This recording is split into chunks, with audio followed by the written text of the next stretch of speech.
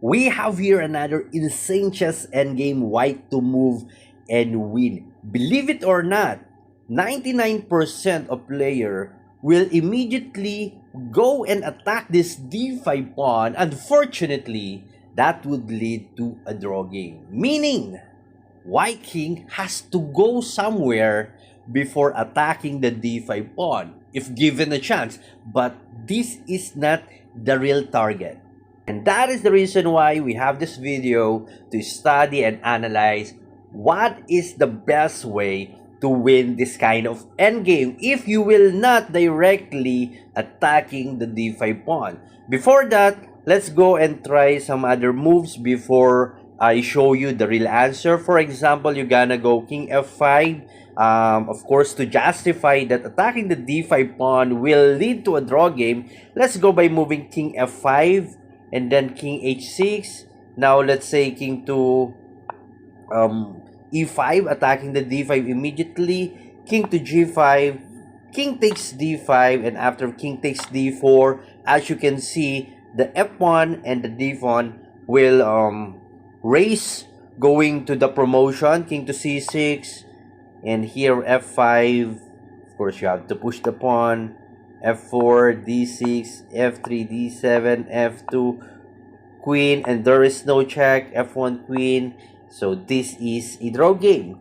What else? After king f5, king to h6, let's say king f4 to prevent, of course, the king g5, g6, making sure that the h1 will be eliminated, h capture, king takes, and then after king e5, same idea though, king to g5, king takes, and then of course king takes d4. What if you gonna go king to e4 opposition, f5 check, and after king d3, the idea of course is to make sure this white king will black the black's promotion pawn or promoting pawn, f4, king e2, f3 check, king f2. Unfortunately, after of king f4, this is the draw game.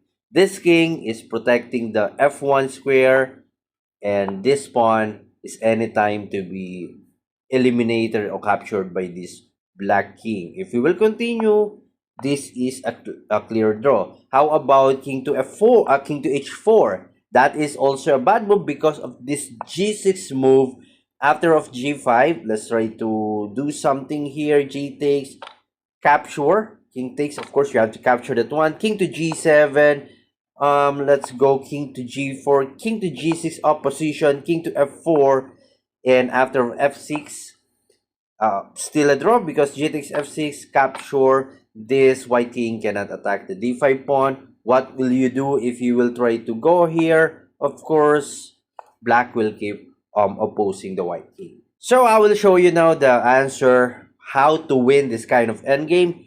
King to f4, not king f5, king to f4, king to h6, king to f5. Now two options here for black, king f6 pawn or g6 pawn. Let's say going to g6, h takes g6, f takes, and then after king f6, let's say g5, and after this one, obviously that is a win for white. Now how about king to h7, g5? If the black king moves anywhere, king will capture of course, the g6 pawn. So let's go back. After king f4, how about king h6, king f? If black will go back to king to h7, g5, king to g8, let's not move any pawns. King to e5, king f8, and then king takes d5. So that is the perfect way to attack the d5 pawn. How about after king f4, king to h6, king, and now f6 pawn? This is the critical part because you have to see where is the best route for your white king to win the game. King to e6, allowing the black king to go king to g5, and the idea is not to capture this one.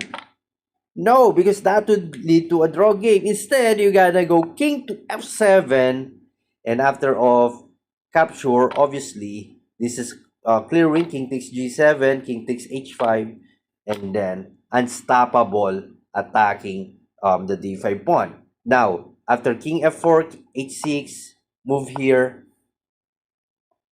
f6, king to e6, king to g5, king to f7, let's say f5, g takes f5, and then king takes. This is obviously a win for white.